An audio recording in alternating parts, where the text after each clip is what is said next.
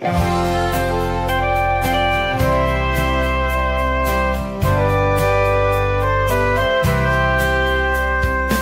should not have screamed in terror that fine day. Saw that purple wig and did not know what to say. It left me sort of startled and confused. Red lips and white makeup and those big old red shoes. But my daddy tore a knot in me for being so damn rude. He said, son, don't you know that clowns are people too? Clowns are people too. Big red shoes. Clowns are people too. Don't be rude. If you weren't a bit lucky, then this could easily be you. I met your mom when she was up on that old trapeze. What can I say, but hey, I had a thing for circus freaks.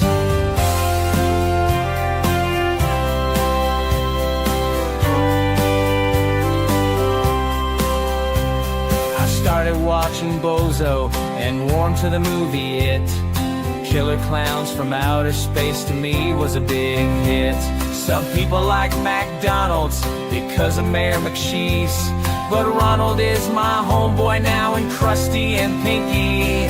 Clowns are people too. Big red shoes. Clowns are people too. Don't be rude. If you weren't a bit lucky, then this could easily be you. I met your mom when she was up on that old trapeze. What can I say, but hey, I had a thing for circus freaks. Clowns are people too. Clowns are people too. Now I own some tiny horns and got me those red shoes. I don't know much, but know one thing that's true. If you don't know anything, just know that clowns are people too.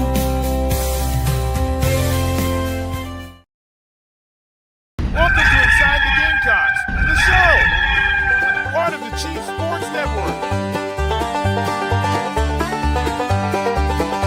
Mad Dog's upstate raised and reared up near the tater patch.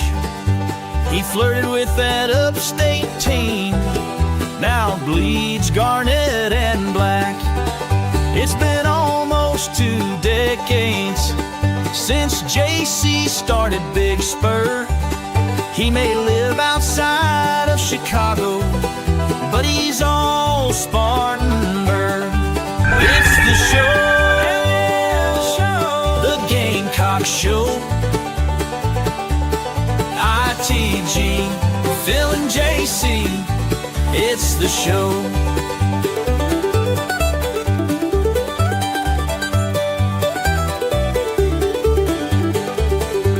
It's fun and entertainment, but also information, things you cannot get on radio.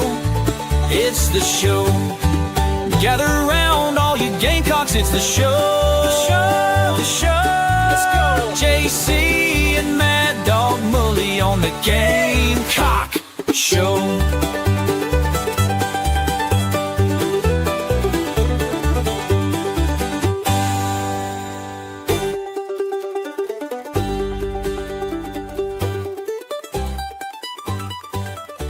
Welcome in, everybody, inside the Gamecocks, the show, firing up here live from Tater Country in the Second City. Mad Dog and JC Shurburtt in with you. The latest recruiting rankings from 24/7 Sports have dropped. JC and I will dig into that, see who the movers are, and whether or not we believe they're going in the right direction. Men fall to Georgia last night at Stegman Coliseum. I don't know. We're beginning to lose the empathy with the repetitive nature of how these losses keep piling up. Between that and the fact that everybody in my home came home from school yesterday sick. Oh, we had to load up with doctor's appointments this morning and have to execute all of that in a very small window after the show. Other than that, things are great. How about you, JC? How you doing this morning? Peachy. They're just I know, peachy, yes, Phil. it's great. I know. I'm glad you told me about that mirror image thing. Yes. I'm looking and it's backward, but I look fantastic in this shot. That's right. You are looking I good. don't. Well, it was a hardware issue, and then Firefox, which I've used for caveman Right. browser. This is on. I'm coming to you live from Google Chrome. Still the old computer, but it's pretty awesome. And normally we probably wouldn't talk about this a whole lot, other than a brief mention, but I've kind of been teasing this. We haven't gotten to it on the show, but about this 2025 group of high school recruits. Everybody that hears me yammer on and on every day knows that I am of the belief that the 2024 class, the high school group specifically, is a class. It kind of reminds me of 09 when, Alshon Jeffrey, Stephon Gilmore, Holloman, DJ Swearinger, a lot of significant big time players, that came into the program. And of course, we're followed by Lattimore in 2010, Clowney in 2011, that kind of thing. So everybody knows that, and everybody knows I love the portal class too. And the portal class paid off last year, and it'll pay off this year most likely as well. So I think that, having heard me say that, I didn't necessarily know, Phil, especially when they kind of changed horses at midstream with the Taylor Edwards to Darren Usher situation in late July. That never that's such a critical time. That would have been like changing captains of the ship the old way in early January. I mean, they used to keep assistant coaches that were fired around through pay them that extra month just so there was nothing disruptive. And Carolina lost some players, right, during that point in time. As time passed, I think we finally realized that some of these guys they took early that maybe weren't getting the love rankings wise actually ended up being pretty good and do stand a chance to be really, really good. A lot of them played in all-star games, and I credit the 24/7 Sports team for doing the rankings, for going out and seeing that. And, a lot of these guys played well enough to kind of get the benefit of the doubt, with all that. I don't know that it changed many composite scores. And obviously the other On3 and ESPN will and Rivals will update their recruiting rankings, and that'll change composite a little bit. But those four are the composite. Yeah, and they're weighed differently these days. So maybe they're not all the same. Anyway, I love 24/7 Sports Composite because I think it's more accurate, because you're in any kind of scouting, it's tomato, 6 of one. Some people like some things, some people like the others. You're never going to agree.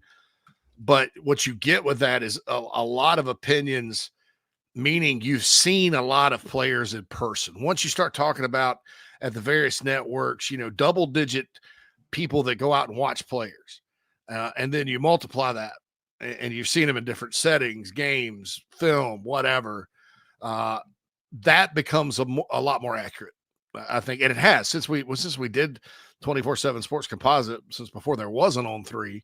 The composite trend's more accurate. So to be clear on that, now 24/7 Sports is where the bigspur.com is. Obviously, it's our network, and they released theirs today. And the interesting thing about this is, so many Gamecocks making large jumps, Phil. And do you have that in front of you? Can you kind of read them out? Let's just go. Let's go player by player. Tell everybody where they ended up, and then we'll comment and get some comments from the Nana Sports chat box. Yeah, so leading everything off, and basically the highest mover on the list, Donovan Darden, makes his debut into the top 24/7 at 106 overall. That's a really big jump, and with a grade of 94 after being a 3-star prior to this. Let's see, Malik Clark up 17 to 108 from 125. Also went to a 94 grade from 93. Cool. I'll start with those two. Yeah. Yeah. We're just going to go player by player. Oh, player. I got you. Okay. Yeah. Darden, I've always loved his film. I watched his film this summer. I was like, holy crap, this junior film, this guy comes off the edge like a bat out of where. I like that kid that they had committed to that ended up at LSU out of Gwinnett. More as a linebacker type. He's a little thinner than Darden. But I was kind of the opinion, and you never know. I mean, look at Wendell Gregory. He's an edge now. You never know if Darden will end up an edge or not. But I was like, I was kind of failing to see, I guess, him as a linebacker playing in space. Good news, the Shrine Bowl coaches played him at linebacker, and he apparently looked really, really good. And could play. I think he had a pick 6 in the game, Phil. And if you think about it, he's the same size Fred Johnson is. So right. Gregory, to me, what I think happened there more so than him getting too big, and I think that's the baseline of it. What I think, and I wrote about Wendell Gregory on thebigspro.com today as part of my winter outlook. I think he's got a chance to compete at edge this year, but his skill set was kind of the way his high school played him. Phil, he's basically a stand-up rusher. It was all pass rushing. Okay. Darden has a little bit broader ability. I just wasn't quite sure about it, or probably didn't believe it. I don't know. Maybe I was just I don't believe you until the Shrine Bowl. But then, you get an all-star game setting like that. And, you're not necessarily looking for the guy to be Dick Butkus out there at linebacker, but you're making sure he's comfortable. You're making sure he can play in space. You're making sure he can handle the other parts of that position that aren't just lining up and going after the quarterback. Sick 'em. It's not a sick 'em position. We talked about false steps and not getting out of your gap and all that good stuff. There's more to playing line. I mean, some people think linebackers are just meatheads that love contact. I think they love contact. I don't think they're meatheads. I think they're some of the smartest football instinct guys on the team, because you have to be. Otherwise, you look horrible. And does Clayton White's, typical only 2 linebackers on the field, does that put more pressure on those guys to be able to make the right decisions just because there's, less margin of error because there are less of them out there in the middle? In some ways, in other ways, it's a lot of it tackling wise, the tackle slack. Is that a term? Tackle slack? Tackle slack. It has to be picked up by the nickel in that situation. So you need a good tackler at nickel. You can't just have a cover guy. Yeah. Out there. But you also need to be able to cover. That's what makes Kilgore so good at that spot. He's a good tackler as well. And all that good stuff. So, but yeah, I think, and to your point though, Phil, I do think in this scheme, and I sort of mentioned it after the Citrus Bowl, that long run, those kind of breakdowns because of this scheme, which is unique when it does break down, like every scheme does, and it's about assignments, playing your gap, sometimes just getting beat. That kind of thing can happen. The two weaknesses from what I've seen through the years here with Clayton White's scheme, and again, I'm not complaining because every defense has a weakness, and it is a high risk, high reward. I don't want to say high risk. It's a risk reward defense in a lot of ways. It's nothing. There's nothing conservative about how South Carolina plays D, but that served Carolina well once upon a time, and it served Frank Beamer well for decades with Bud Foster at Virginia Tech. So I don't think this should come as a shock that the head coach Shane Beamer likes this style. But what it can do sometimes, if your linebackers do get bounced and they're not in position and you get blocked up front, that can lead to a big run like we saw against Illinois. The other thing is your corners will get beat in man coverage. And that happened, especially down the stretch a lot this year. Other programs or other schools, your opposing offenses, they love man coverage, especially single. Because that's what your quarterbacks are taught many times. If you have a good matchup, just go ahead and throw it. It doesn't matter if he's covered, and see if he can win the battle. That happened a lot. That happened against LSU, Clemson. It happened a little in the bowl, your corners, this type of defense, they're put on islands, but that's why you recruit good corners. And it is, and what's really good about it sometimes though, is like when Nick Eamon-Warre was breaking down the phantom, the pick six that should have been, boy, what a significant that single play was so significant. Just the whole season. I feel worse about that game now than after it happened. Same. After it happened, I was like, Carolina's got a good football team. Yeah. You know, but now I'm like, I want to barf. Yeah. But after seeing how the postseason played out, you're like, it's sickening. Yeah, Nick was describing it. It's almost like a basketball concept, like a motion offense. Like the players are able in this system to switch themselves if they communicate back there. And what that was Nick explained it like, and this was on one interview he did with 1801 or something like that. And he explained it to where he was like, well, I switched off with O'Donnell and the guy threw it right to me. And that's confusing for a quarterback. That's almost like a secondary. A lot of the things that made Steve Spurrier's passing offense so difficult was receivers would run option routes. In other words, they'd be mid route. And and they'd read it. And if it's cover this, you go this way. If it's cover that, you go the other way. That's called steamers, Phil. Woo, shoot. Steamers, Ernie or Mills 45. Bandit right, Mills 45 ISO. Let's go. And those were actually names of Spurrier plays. I don't know if I made an ISO is a run play. So I'm a dumbass. Don't listen to me about that. Don't repeat that and say that I was calling out real names of ball plays. That's right. Because you'll get made fun of and I'll get made fun of badly. And I should be made fun of really constantly. That's all right. You could just say it's your own spin on it, that way. Because every offensive coordinator has their own terminology. That would be so lame though, Phil. And everybody that's ever played football knows an ISO is an up the middle I know, right? Run. That's what we ran 42 ISO. That's everything to the right of the center was an even number, to the left of the center was an odd. 42 was right, I think, between the guard and the tackle. I think the base run play. But I just called a pass play an ISO. That makes me an ISO. That makes me a big ISO. I am an ISO. You were making a basketball comparison, though. So there I was. I'm sorry. I'll get back on track. That's right.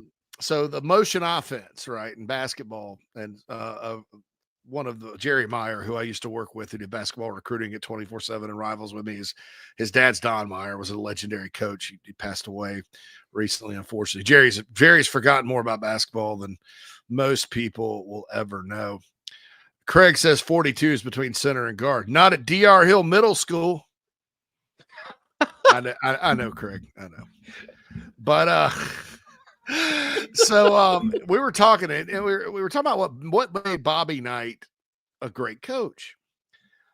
Because Bobby Knight, you would think when you heard him talk and his philosophy, they'd be this grinded down defensive team, Phil. Never scored, but they scored a lot and they had some good shooters, and Indiana played good offense. And he's like, well, Bobby Knight basically created the motion offense. He said a lot of basketball coaches are like football coaches. They'll call set plays over and over. And what's the defense in? I'm going to call this play.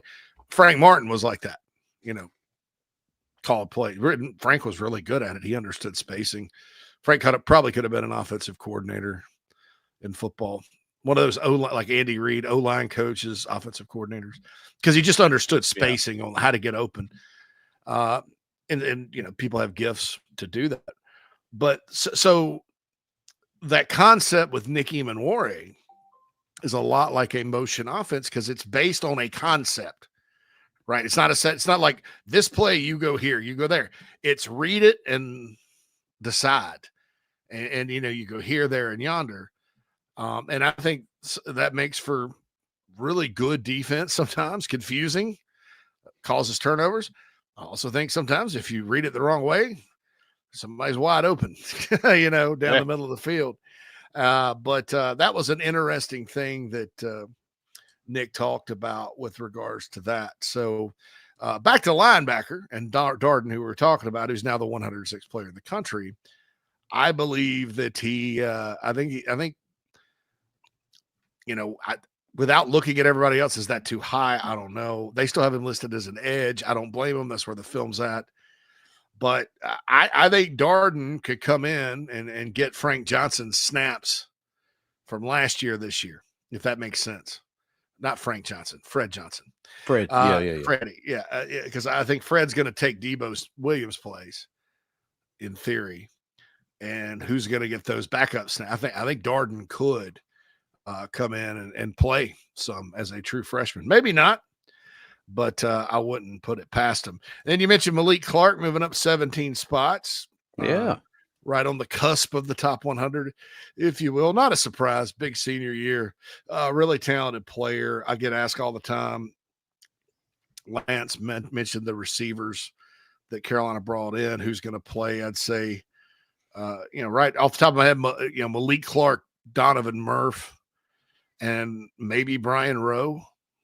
And those are just like the pole position guys.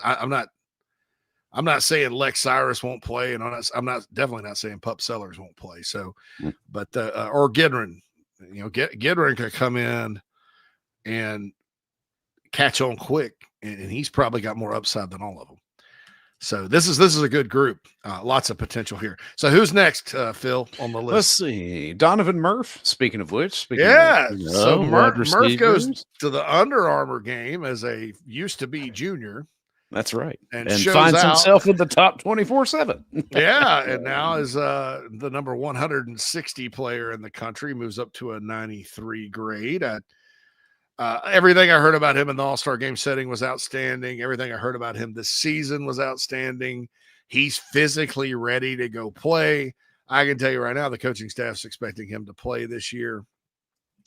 So, that's the deal there. Yeah. So let's see. I think that's another good one. So we're already through two newbies in the top 247. Yeah. And one guy that went up 17 spots. So who's next? That's right. We find ourselves with another debut at Shedrick Surratt, top 24/7, now at 209. Picked up a couple of points in the player grade. To a late addition to the Navy All-American game. Used to be the Army. The one in San Antonio, late addition to that one. Not a surprise that they liked him. He's a big athletic guy. When people were kind of panicking or upset about the defensive tackle situation, is there a guy you can move from one to the other? Well, that usually doesn't happen because usually your offensive linemen are less athletic. The one guy that's played here that got drafted as an offensive lineman that I think probably would have made a pretty good zero technique interior D lineman is Javon Gwynn.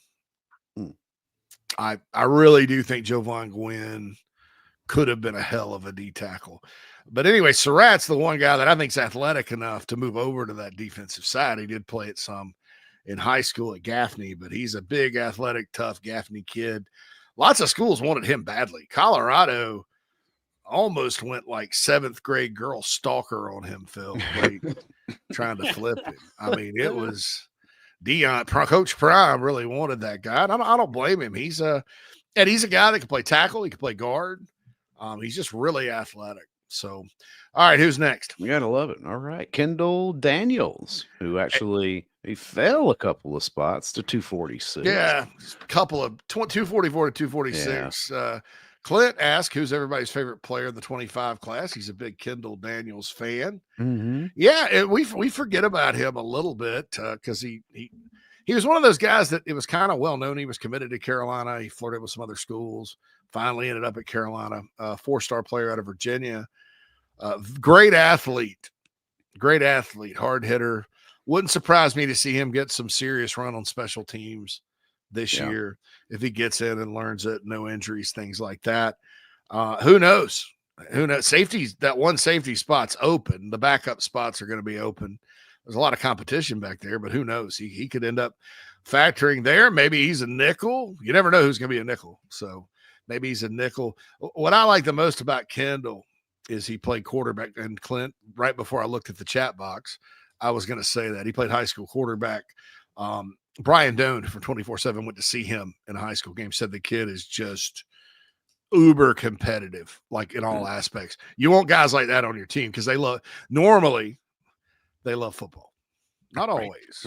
None of this is always, man. There's always exceptions. We've Cam Scott, the basketball player, has been discussed quite a bit in the last week, or in the recent months, and and that's not even the sport that I thought. But if you read all the expert opinions and talk to people behind the scenes and all that, there were really very few doubters of his, and we've seen what's happened. So you never know. But I love that about Kendall Daniels quite a bit. Is that he is a do-it-all guy. Played a lot in the box. Brian Doan was sort of concerned about that when evaluating him, that not a lot in coverage with him. However, those fears were put to rest. And he's another big freaky defensive back. You know, Brian says he's about 6'3" and a half. So yeah, this kid is big. We should have Doan on at some point. If South Carolina starts, I guess, maybe gets in the game more heavily with some of those kids from up his way, maybe we should do that. All right, next. Let's see. Hold on. I was looking at the list, and the next three guys are not on the top 247, but they did go well. Two of them went up. Brian Rowe up to a 91. Yeah, got a point. 90, picked up a point, and I'll roll and you want wait to on that other one. I just want to mention this real quick. In the Sports chat box, Kreger mentions, have y'all seen Brian Rowe dunk a basketball? He's barely 6 foot, and he's way above the rim, incredibly explosive. Yeah, that's a bit of a secret about him. I don't know about a secret, because I was told Georgia, again, kind of like Colorado with Sir, I was told Georgia was all over the kid at the end, trying to get him to flip. Brian Rowe was an early commit, never wavered. From North Carolina. Keep that under your hat. We'll talk a little bit about that state today. And Ben Briner from our website, who lives in Charlotte, went to see him play and came back and goes, man, this guy's making all kinds of crazy plays and crazy catches. And again, I'll get back to what I said about Shi Smith. What I loved about him as a 5'11" fast receiver was he's not just a guy that, he's got to get off press coverage, get open deep, or he's not going to do much. Carolina's had a lot of guys like that. This guy in traffic can go up and get it. So, got some hops. Yeah. And Shi did that as well many, many times. And you remember Demir Bird against Georgia in 2012. Brett Musburger called him Damian Bird. But he went up and took the ball away from Bakari Rambo, who outweighed him by about 30 pounds. Just snatched it from him. That was Carolina's night that night. All right, and Lex Cyrus, I think, maybe the next one. Yep, Lex is up next. Insane picked up another point to a 91 rating from a 90. Harrisburg, PA, runs like a scalded dog, fast. When we had Darren on the show, Usher, I think he mentioned close to like a 10-2, 10-3 100-meter. If it's on the record, it's 10-5, 10-6. When you're north of Virginia in track season, it's cold. So it's hard to get good times on those guys. But, I thought, I think he's a speed guy and a really good player. Of course, the Gamecocks held off Penn State for him. Yeah. There you go. But not bad, traded one. Traded one Harrisburg, PA guy, and Tyshawn Russell for another. That's crazy. Clint from the Nana Sports chat box. Clint is really knows this recruiting stuff. He says Shaq Rowland was an explosive basketball player too. Maybe Rowe can have a similar but longer career than Shaq. Yeah. Lots of Sidney Rice probably could have gone D1 in basketball. That's how good he was. Alshon was a good basketball player, explosive and things like that. But I'll say this: Shaq was a bigger kid, 6'2", about 180, 185. I thought Shaq Rowland did some good things when he played here. I don't think he was like a complete bust that never saw the field. He just had some off the field stuff and got down on himself and down on the program. Even tried to come back. And if we'd had the transfer portal, Phil, he would have come back and played for Muschamp. Yeah, right. His problem was more with his position coach.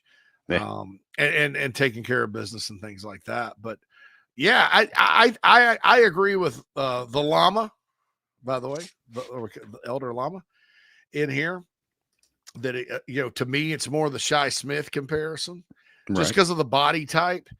I don't remember Shi Smith jumping up above the rim and catching passes. And I'd like to watch them side by side and see, how long are Rowe's arms is my, the question I have. What kind of length does he have? How big are his hands? That kind of thing. So, I don't know. They did rank the kid going to Boston College from somewhere, Sterling Sanders, from the Columbia area, from Blythewood. 4 stars. Jacob says Shaq Rowland gave him his cleats when he was little, still got them. Oh, nice. Under Armour cleats, man. So anyway, we got to get to a break, Phil. But yeah, this is one of those years. Most of South Carolina's guys moved up. Not very many moved down. Guys I think probably could have been higher. Demola Ajanon, the tackle. I was going to ask you how to ask. Lots of people like him. I love him. I think he could become an NFL guy. We'll see on Caleb Williams. Some people have Joquavius Dodd from Eastside High. I don't know that I would have done that. I think that's a long-term projection. The one I really disagree with is Jordan Gitteron, because if he projects as a 4-star as a 2026 kid, the projection is still the same, right? I don't know. Oh, yeah. He got dinged for moving up a class, right? That was weird. I mean, how do you do that? What is that?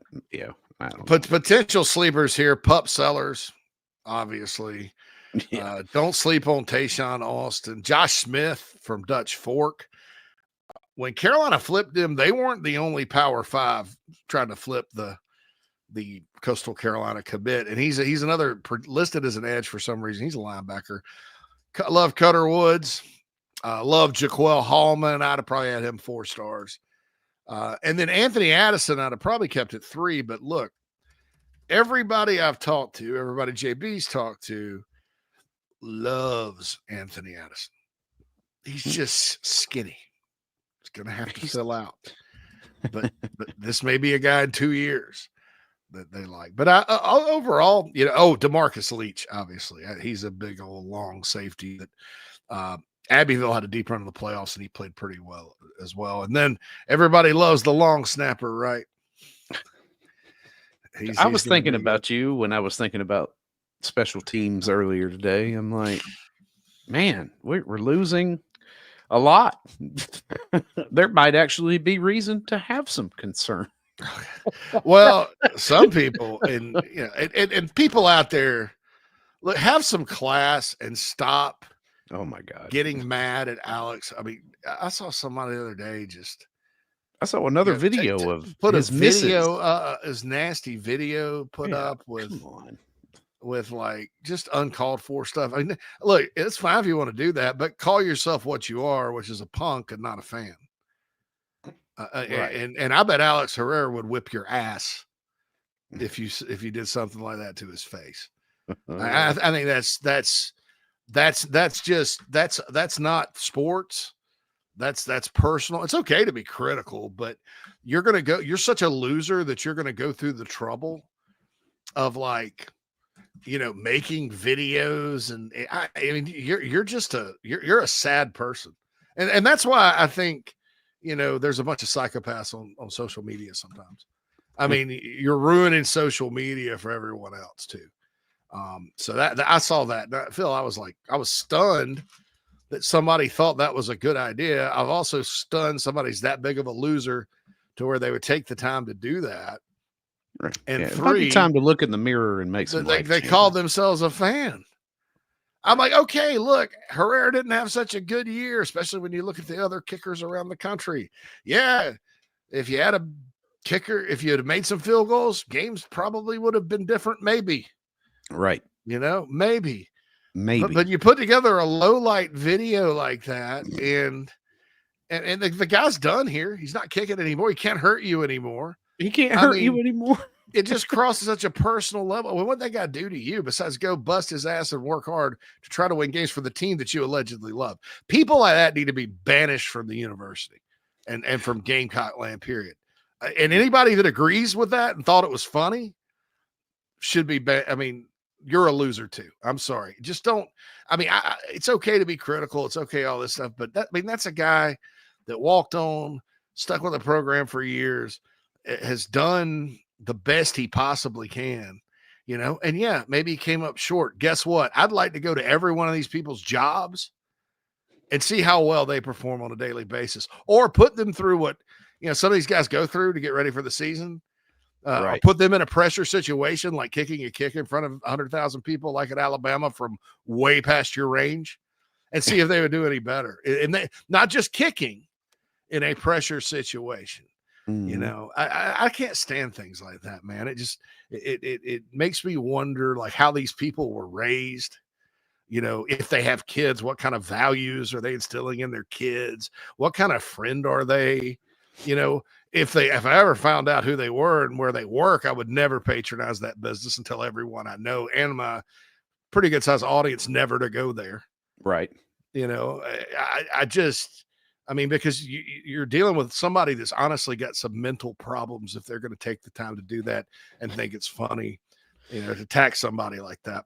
So anyway, there's my little speech for the day. We're up against it that we should have taken a break about 8 minutes ago. Yeah, we're all right. This is, Clint says he was critical, but he'd never do anything like that. Good grief. Yeah, and this is not like the Will Tippett thing where our boy John Edward came in and just went on, and that was more just basic criticism. And my point there was more that all these baseball guys are paying to play for baseball, right? Yeah. I think there needs to be some common sense, but it's like it's one of those things where this was just so personal. I was like, oh my God, you after the fact, yeah, right. It's probably some kid whose parents need to jerk a knot in them. That's right. It's long overdue. Yeah, but of course, it's an anonymous, Oh, yeah. You can do anything anonymously. Always. Yeah. Anything. It may not even be a Gamecock fan. It may be somebody that's just a, DICK. That's right. HEAD. All right. Let's get to a break. Let's roll on Gamecock traditions. Boy, I've been seeing a lot of their stuff come up on Instagram, Phil, and I kind of want to bust the credit card out because good looking stuff. Spring's coming. You're going to get a new wardrobe for the spring. Gamecock traditions. Got to get your stuff right for the baseball games and the spring football game coming up and all summer long. Check out GamecockTraditions.com. The show will return after these messages. Sponsored as always by Right to Bear and Resto Pros of Columbia. We'll be right back.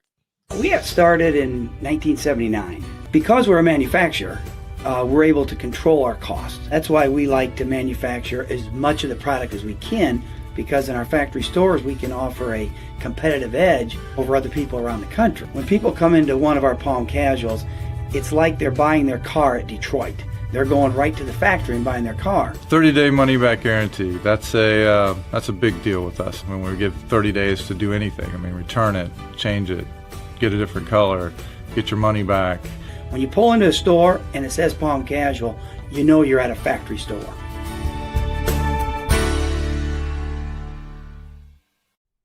Charleston Fitness Equipment is keeping South Carolina in shape. Clients have come from all over the Palmetto State to find that one piece of equipment that they enjoy that keeps them looking and feeling good. Whether it's a home rower, treadmill, elliptical, free weights, a home gym, or something else, Charleston Fitness Equipment keeps the mirror smiling back at you. Get in shape like the Gamecocks do. Visit charlestonfitnessequipment.com. Gamecock owned and operated and proud partners of Inside the Gamecocks, the show.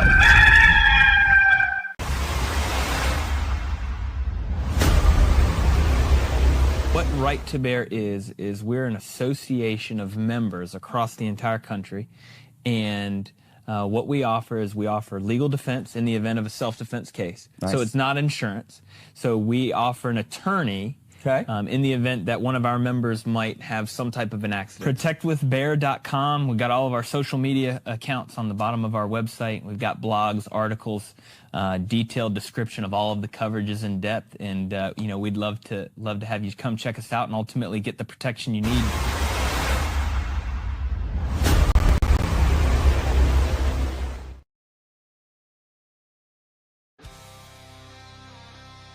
Welcome back, everybody, inside the Gamecocks, the show, live with you now.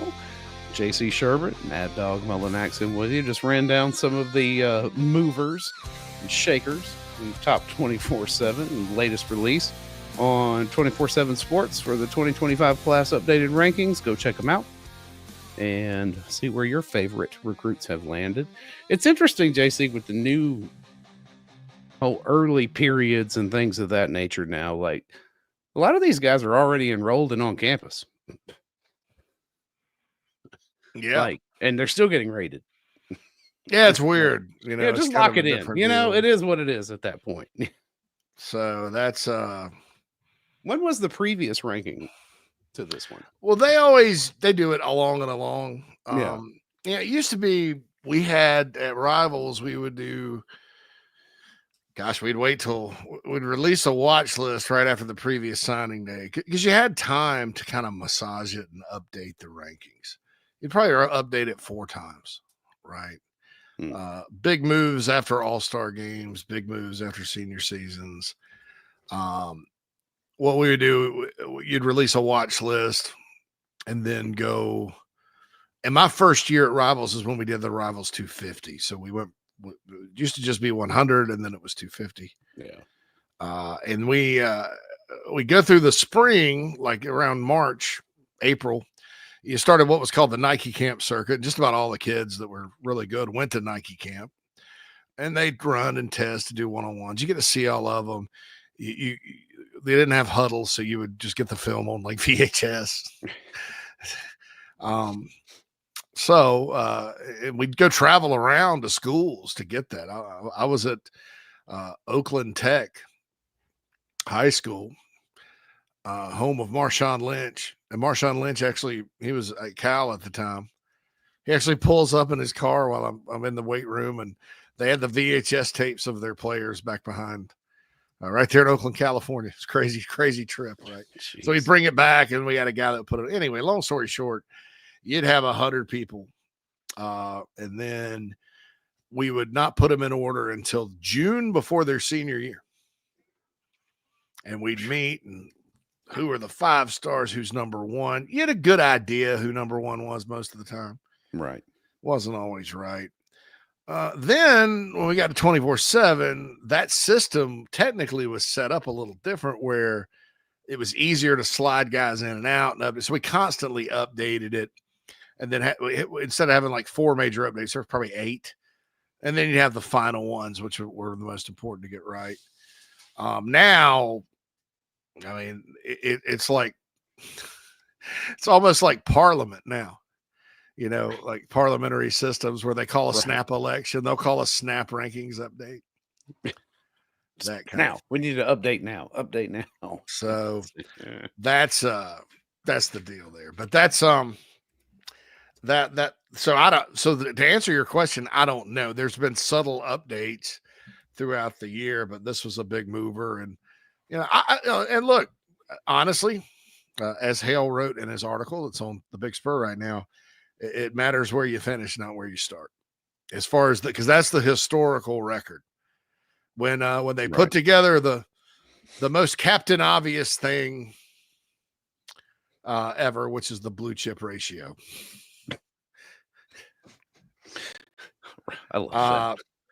Whenever they put that together, these rankings that are there now will count. And if you look at the composite, which is what matters with regards to the blue chip ratio and the team rankings and all that, then South Carolina got. And I'm not counting kickers and the long snapper because those guys, even if you're the best kicker in the country, you don't really get hired in like an 80 low 3-star grade.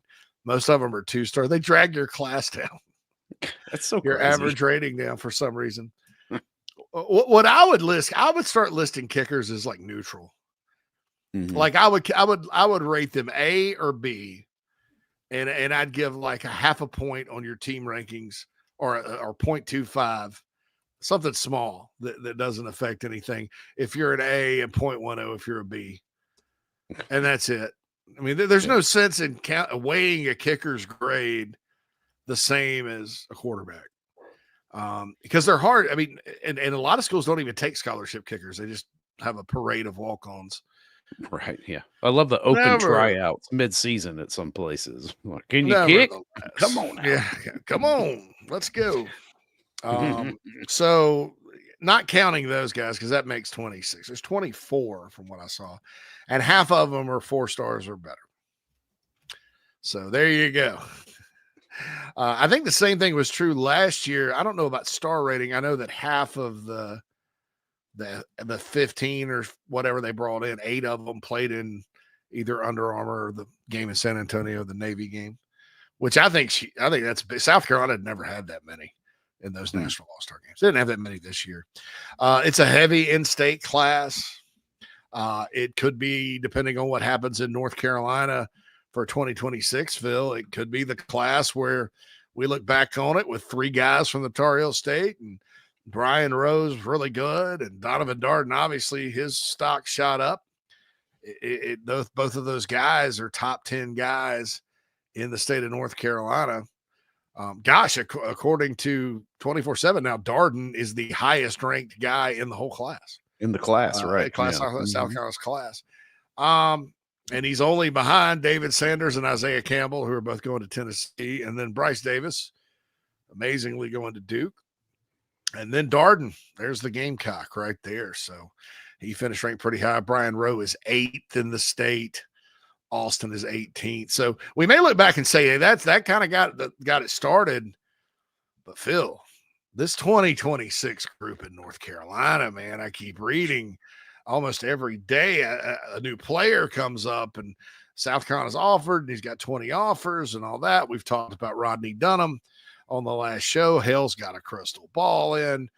You start looking, and I'm going to pull up the composite on this because our guys, they don't get 26. Obviously, our guys want to roll the higher rankings later, which is smart. Samari Matthews, Carolina's in the mix for. You start rolling on down. A&M's got a kid committed from Mount Olive that's 11th. Noah Clark from Jordan High School in Durham. Tony Morrell had an update on him on the Big Spur yesterday. South Carolina's right there in the mix. Andrew Harris from Weddington, North Carolina, is 14th in the state. And his brother Aiden, also from Matthews, is 4th. And the Gamecocks, those kids enjoyed their time at South Carolina. Carolina's offered Keyshawn Stansel. Carolina's offered Kayshawn Elizier. He's another defensive lineman that Carolina's got some run on. And there's a lot of players in that state. And then, Phil, Sean Elliott rolls through Greensboro yesterday. I saw that. And offers a 6'6", 230-pound tight end DN that plays basketball. And I looked at his film and I was like, what a dang athlete. I mean, you mean to tell me this guy? Wow. Yeah. I love it. I was like, appreciate Coach Elliott coming out to see my basketball game. Like, whoa, all right. I almost, South Carolina has, let's just say it, they haven't recruited North Carolina as well as they would have hoped under Shane Beamer. And there's a lot of reasons for that I don't really even lay at Shane Beamer's feet. I think a lot of it's where the program was, what the trends were in North Carolina.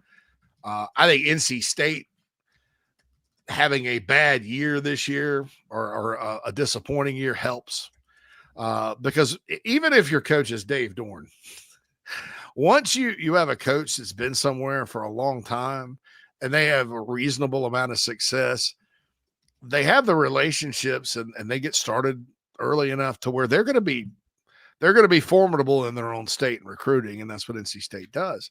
So they've been a tough out. players up there, what I was told by a contact inside the program about 1.5 years ago was like, hey, they want the biggest brand possible, especially around Charlotte and the Research Triangle, or they're going North Carolina or NC State. Yeah, it's just tougher.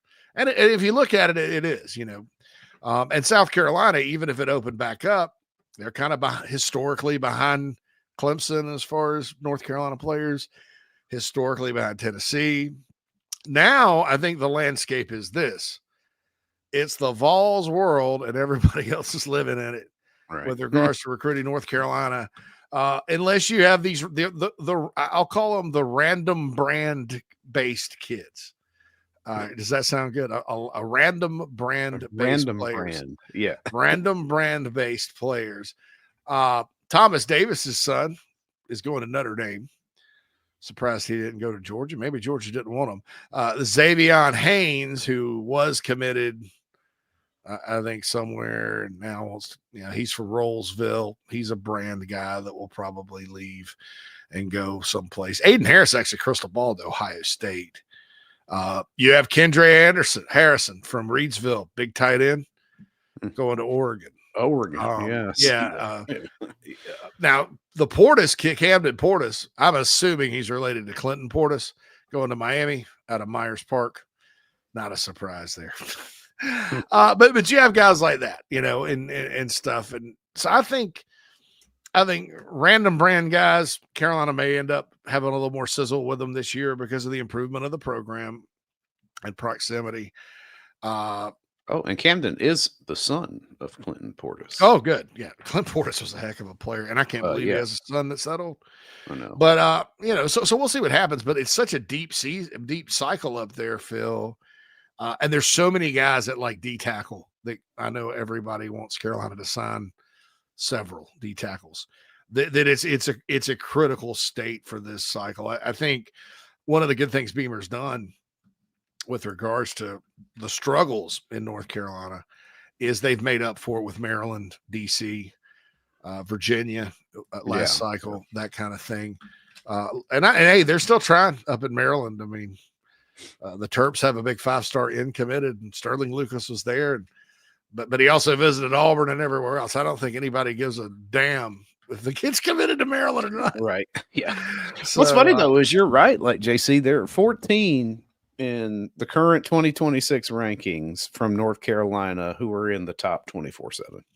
14. So, yeah, a lot of talent. North Carolina, what's the population of North Carolina now, Phil? About 10 million, 11 million? I want to say it's probably around 11. Let me see. North Carolina population. Phil Googles things. Here we are. Googles things. 10.8. 10.8 million and climbing. Yeah. I mean, it's a bigger state geographically, and they have a lot of, they have more metro areas than the Gamecocks, than South Carolina. That's funny. They're catching up to Georgia, actually, JC. Georgia now right at 11. Yeah, North Carolina 10.8. Charlotte's been growing since I was a kid. And I always said this too. If you combine both Carolinas and ran the numbers on NFL talent produced, it would be ahead of Georgia and only behind Florida, Texas, California. And I've always said, if a team can corner the market in both Carolinas, it'd be stacked. Just like be the school, like treat it like we're going to get everybody from the Carolinas, kind of like Georgia does in Georgia and LSU does in Louisiana. I don't know if that's realistic anymore. I mean, even in Alabama, I saw this past cycle, Auburn got most of the top guys. One kid went to Ohio State, one kid went to Oregon. I mean, there's going to be randoms like that happen, but if you can get the lion's share out of the Carolinas, you could, if you had your pick and you said, all right, so you're going to sign 20 every year from the high school ranks, or even let's take that number down because you have the transfer portal. Right. Since we have the portal now, let's take that number down to 15, and you could sign anybody you want from North and South Carolina. You only get 13 of them though, and you have to be selective and sign the right ones. And then you get 2 randoms, wild cards, right? but you're limited in those 13. You can have anybody you want, but you have to stay in the Carolinas. I think you would have a national championship level roster in a few years if you played your cards right in the portal, which you should. Yeah. I mean, I and are able to retain what you develop. Yeah, and you have to, of course, this is all hypothetical, but there is enough talent in North and South Carolina. Now, you look at the track record of North Carolina prospects. Sometimes it's hit or miss. I think South Carolina through the years has benefited on players from North Carolina, especially in the Muschamp era, that were better than we thought. And then there's two. One got invited to the NFL draft scouting combine, the NFL draft combine from North Carolina that Gamecocks got from lower level schools out of the portal. That's right. I saw that. A former HBCU player. HBCU, Doris Ellie Simpkins. And guess where Jawarn Howell's from? Mooresville, North Carolina. Nick Sharp, the interior guy they got from Wake, is from Gastonia. So sometimes there's these little sleepers here, there, and yonder. And I thought that's what they got in Darden. Havelock. Yeah. So if his ranking holds and he ends up being really good, Donovan Darden, Phil, and he gets drafted, shoot, he could be. They could be 3 for 3. Make some draft pick from Havelock going to South Carolina and getting drafted. It's interesting. You got to think that they're not to cut you off there, but I know that part of North Carolina, right? And Havelock, that whole eastern North Carolina, like that, up in that northeast corner. What? Why? Well, I used to travel all over the Carolinas, like delivering. Oh, that's right. I forgot. I forgot about the delivery. Yeah. Okay. So, there's got to be little pockets like that everywhere, right? Where there are talented players, but there's just zero pub. Yeah. Right? Like you're not, it's like, because you're in the middle of nowhere out there. Hell, half of it's swampland. You're more than likely to die of some sort of bloodborne disease by a mosquito out there than you are to actually get picked up and recruited somewhere. But I'm sure they're dwindling, but there's always got to be those little pockets out there that you can't be afraid to, send a guy up and check out the high school. I've told the story about going to the strip club in Goldsboro before, which is ironically Dave Odom's hometown. But it's funny you mentioned Eastern North Carolina. All right, so there's two thoughts on that. Number one, that's what there's been years, and I guess they're not. I think they're still pretty good now. They're kind of finding their way in the new era.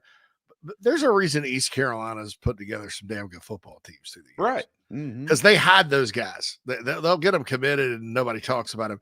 That's A. And so you ask why. Eastern North Carolina and South Georgia are the two hardest places to go recruiting. Let's go recruiting. Or go recruiting unless you have a helicopter or even a helicopter, really. Because a plane, good luck finding those airports. Because here's the deal. It's worth it to go there and just put in the time. Pop in your old 8-track player and getting the daggum Cutlass Supreme and eastbound and down, right? Mm-hmm. But because here's this. There are not just good, but great, elite, freaky football players in South Georgia and Eastern North Carolina. So I want to talk about Eastern North Carolina since we brought that up. That's right. Here's the problem.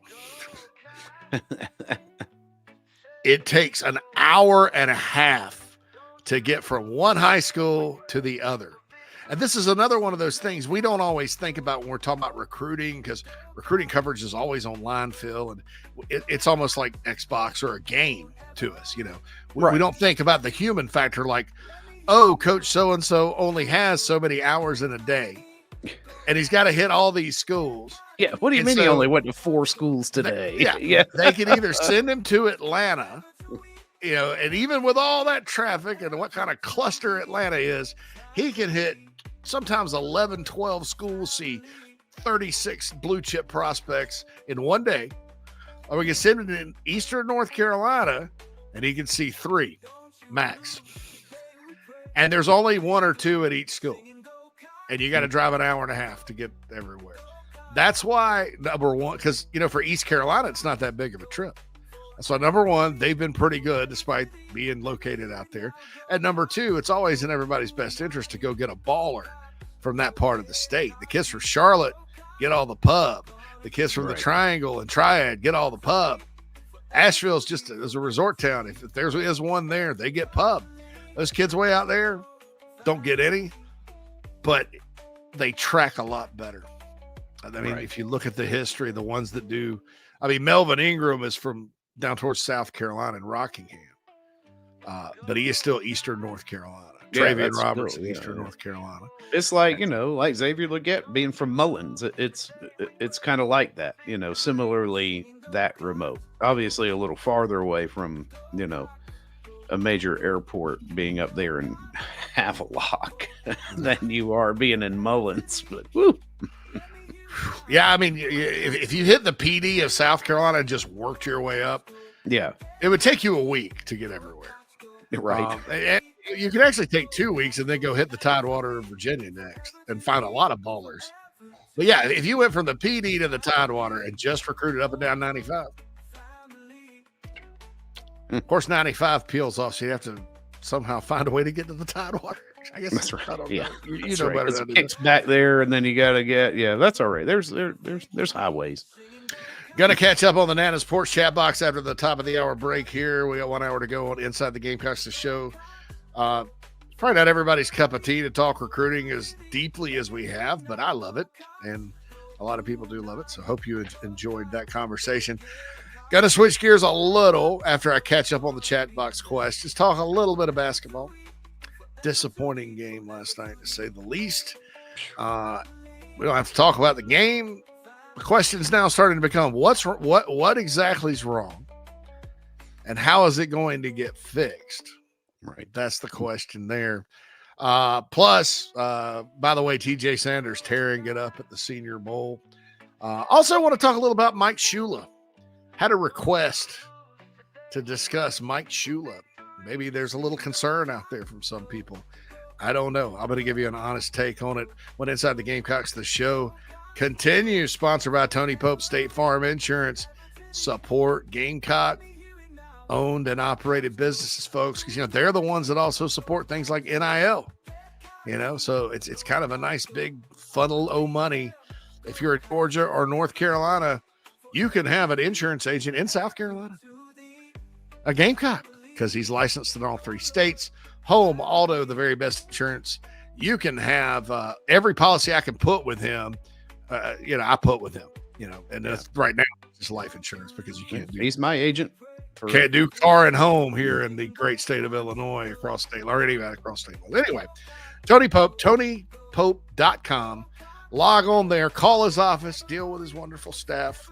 Great dude, known him forever. Proud supporter of the South Carolina Gamecocks. We'll be back after these messages inside the Gamecocks, the show. Hey, this is Cornbread Cowboy, and you're listening to the show. We'll be right back. The Aventon Adventure 2 takes the same basic design as the original Aventon Adventure, making it an adventure bike designed to take you places that typical roads just don't reach, allowing you to ride whatever terrain you want based on your whims of the day. Look at what you're getting. Hydraulic disc brakes, torque sensor for responsive pedal assist, great LED lighting, suspension, a beautifully welded frame with excellent build quality, included rear rack, included fenders. The list just keeps going on. Visit electricbikescharleston.com for more. Welcome to Palm Casual Patio Furniture. Because we are the factory, Palm Casual has the ability to offer the highest quality outdoor furniture paired with world-class service. Since 1979, our factory showrooms have done our best to make the buying process as easy as possible for our customers. Our understanding of the many factors that go into your decision has helped us create our 30-day trial period that increases the level of comfort our customers feel during the shopping experience. Visit us in Somerville, Mount Pleasant, Myrtle Beach, and Bluffton, and online at palmcasual.com for our products and out-of-state locations. Go Gamecocks! Welcome home. That's what the Gamecocks say, and so does nationally recognized the Barndominium Company.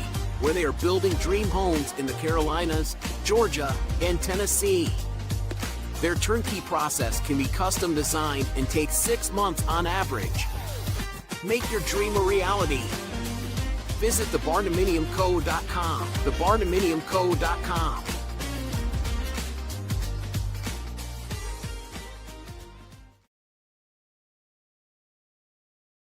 Mike here for one of the better dining options in the capital city. You know, when I first moved there, I asked people around the radio station, where are the best wings? Well, the consensus was D's Wings. That was then. Today, they still have the best wings, but it's so much more now in their new location at 415 Meeting Street in West Columbia. Yeah, they get voted the best wings on a routine basis. Yes, they get voted the best sports bar on a routine basis, but they're not just about wings, and really, they're not just a sports bar. It is a family-run local restaurant and bar with 20 TVs and 25 beers on tap. And how about these daily specials? Every Monday night at D's, you've got 75-cent wings from 4 until closing. Tacos on Tuesday. Then on Wednesday, 18 wings and a pitcher of beer for $29. You've also got ribs and oyster bucket specials on Thursday. And no matter how big the party is, 20 or more, no problem. Just call ahead of time and they'll take terrific care of you. They'll do takeout as well. And guess what? A human will answer the phone and take the order. Billy and his staff do an outstanding job. Check out D's 415 Meeting Street in West Columbia. Welcome back, everybody, inside the Gamecocks, the show. Second hour of the show here on a Wednesday. Get you through. It is Wednesday. The second I said that, I immediately questioned myself. I have no idea. I think it is Wednesday. It's Wednesday, January 29th, 1:07 p.m. I think I said it was Tuesday on coffee this morning or something. Sometimes it's a blur. It is definitely a blur, Phil. So incredible. I don't know. Hey, looking ahead, shifting off of the recruiting talk. Where you want to go now? Nana Sports Chat Box. First, I want to say, do you think we should do a Karen of the week or of the day here on the show? I think we should. We could call it out just intermittent and periodic. Intermittently, we do the stupid the list, Karen right? Award, Karen of the day. Yeah, we won't do it. There's not one every day. So anyway, the kids, my stepson bought a dresser and had to go up to Gurney, Illinois, which is where Six Flags is. Never Google Barack Obama, Gurney, Illinois, by the way. It's disturbing. Okay. But that's not political at all. It's wild. But it's where Six Flags Great America is. It's about an hour. It's up near Wisconsin. So he borrowed the truck the other night. My wife likes crab legs. I don't have the patience to eat them. But so we ordered from this place called Miller's Ale House. It's never done me wrong. At all. Always a good meal. You know, it's solid. It's really solid. Nice. Mm-hmm. And so we ordered some takeout. She gets some crab legs, and they have this entree called 35 fried shrimp. I've never counted them. Oh, that's incredibly descriptive. But it's a big old plate of fried shrimp, so I got it. But I'm sitting there on DoorDash, and we DoorDashed it. Hey, we didn't have to buy for everybody, so right. And I'm looking, and I see they have reviews on DoorDash. I never leave reviews on DoorDash ever. I never leave reviews. Period. I just won't do business anymore. Right. That's how I speak, because I think sometimes they're a little self-important, much like Twitter warriors. But so I read this review from Brenda. Rated the restaurant 4 stars out of 5. And it starts off with, the key lime pie is atrocious. Like, you're in Chicagoland expecting a delicious key lime pie. That's where you right. That's where you messed up to begin with. But how are you going to lead with that? When you rated it 4 out of 5 you stars, gave it 4. Yeah, that's right. She goes on to say everything else was insanely delicious and such great service getting it to our hotel room. I'm like, knowing the delivery area, let's just say I hope it was one of about 3 hotel rooms in that 20-mile radius, because the other 22 hotels rent by the hour. And then one's a red roof that you wouldn't want to stay at. And I'm like sitting there going, gosh, Brenda, they risk life and limb to come bring you your Miller's Ale House food. You said the food was delicious, and you lead off with the key lime pie was atrocious. The key lime pie was atrocious. I'm like, what the hell do you expect? I mean, come on. I typically have, it's a sliding scale, right? However far away you are from the source of whatever it is you're eating is how you should kind of grade that. And if you're in Northern Illinois and bitching about key lime pie, then I know a lot about you. You're a complete complaining. Yes. I mean, you take the time to put your first name on it and write. I'm like, listen, yeah. If it were my stepson, he'd be like, bro. Gamecocks, by the way, up to 19th in the 24/7 sports team rankings for the high school composite. Overall, I think because Carolina's transfer portal class ranked higher than I thought it would. Overall, it looks like they're 23rd, 21st still. I don't know. Good class, regardless. Clint in the Nana Sports chat box asked earlier where the Gamecocks would finish up, and to answer, it's probably going to depend on like what everybody else does. I don't know who else has finalized their rankings. Clint, you would know better than I would. Once that gets finalized, the composite's all updated. What few commits, to answer the question earlier about the February signing day, there are a couple out there, I would guess, get in the boat, then everything will be finalized. Probably mid-February, right? Used to be we'd have it all done, but mid-February. Craig, I agree with your point on the blue chip ratio. I've never seen something so obvious get so much run. That's right. I mean, like he tapped into something. Maybe that's the key to the first Clemson national championship team, they were barely over for the blue chip ratio. I think 50.8%, Phil. Oh, but some of those guys that were bringing their blue chip ratio up actually never played. They had a low 4-star. Oh, right. Incoming freshman. Yeah. Or no. They were busts or didn't play all that much. I mean, they got a lot of run from that one, I think, from Dion. It was Dion Kane on that team and Ray McLeod. I don't know. They both were 5 stars. And Christian Wilkins was too. But that first national title team, and then especially the 2015 team Clemson had, which is, but that first national title team in 16, Mike Williams, low 4-star, Ben Boulware, low 4-star, but its secondary was full of 3-star kids from South Carolina. Right. Jordan Leggett, who made a huge play to win it on the winning drive, 3-star kid out of the beach town of Navarre, Florida. And then of course there's Hunter Renfro, who counts as so Hunter Renfro. So let me get this straight. I'm not a mathematician, but let me get this straight. Hunter Renfro only counted as a 0, like taking a test and you get a 0 when it comes to blue chip ratio, because he was a no-star walk-on. Right. And he wins the national championship for you. Yet that 50.8%, that's what won Clemson the national title. But anyway, hey, it's the gold standard until it's not, man. It's true until it's not. It's true. Somebody needs to go win it with the 49.8% or something like that.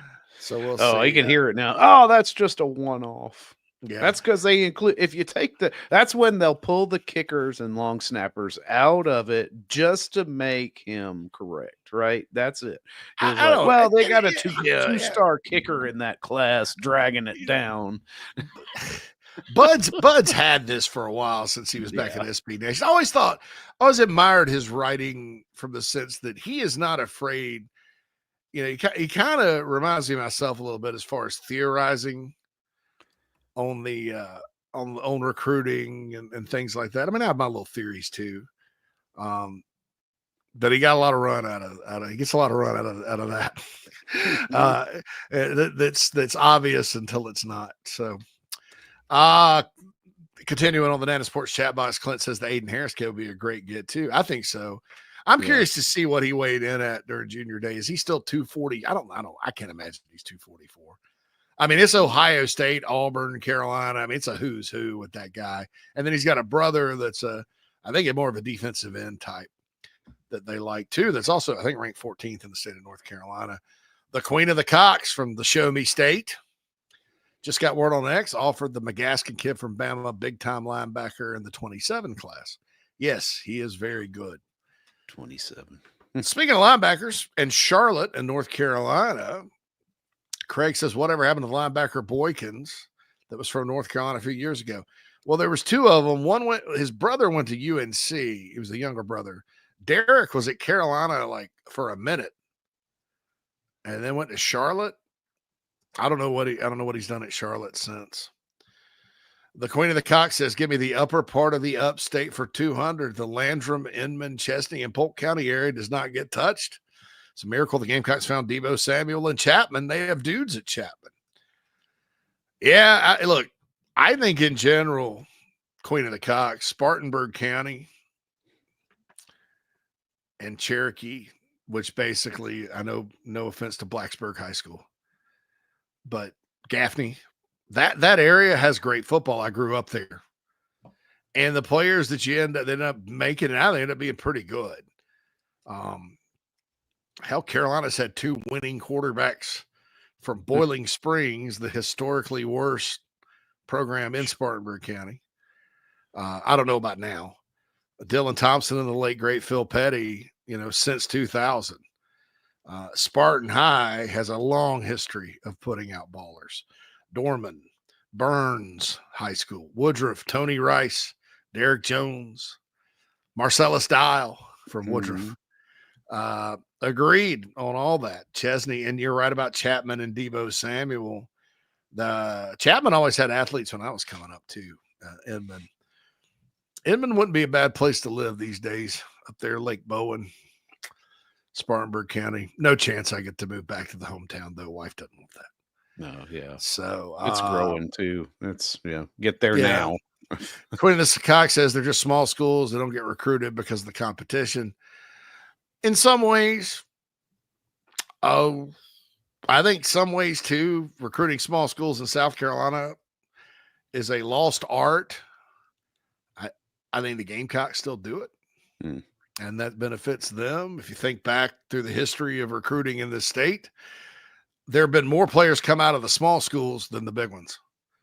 If you totaled it all up, and I'm talking legit ballers, not just guys on your team that make it to college, NFL guys.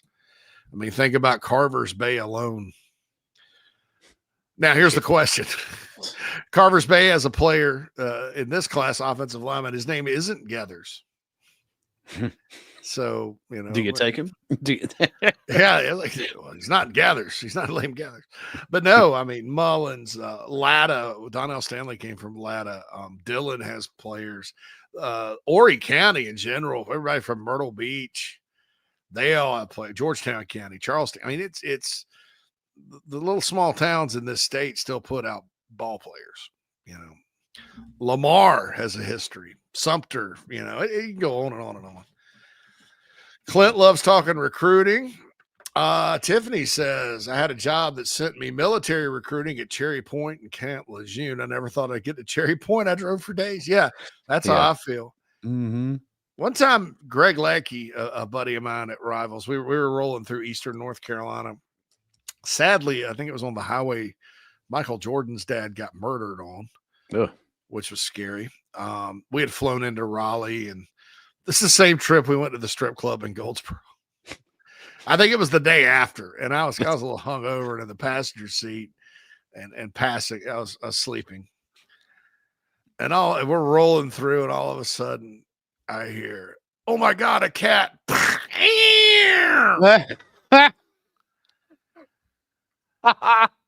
And about that time, this big good old boy in a truck, we could safe to call him a redneck, I guess. I don't think he would mind. Comes pulling up beside us, honking the horn, and goes, "Woo, woo! I hate cats." We're in a Toyota Celica. And Well, you've been so careful. You might have to fix the car after that. Greg's a Notre Dame guy, and he texts me, gosh, right before New Year's, because it was Notre Dame was playing, because we had a little inside joke about Georgia fans always saying they hate us because we're dogs. And so he sent me his things like, oh, I'm going to New Orleans, Notre Dame, Georgia. Remember, they hate us because we're dogs. And he goes, P.S. I still think about that cat. I still think about that cat. It was just like, it just came out of nowhere. And I was asleep and I went, oh! Closest thing to a Tommy Boy style road trip I think I've ever been on. But anyway, Bruin loves Emerald Isle, North Carolina. Don't we all? Yeah. In fact, I may rent a beach house, coast of North Carolina. I'll call you and Dina on that, Phil. Let us know. That'll be kind of fun. Yeah. Tiffany says it's a great place. Elder Lama goes, nothing better than DoorDash crab legs. They actually were pretty good. I'd prefer to go to where they steam them.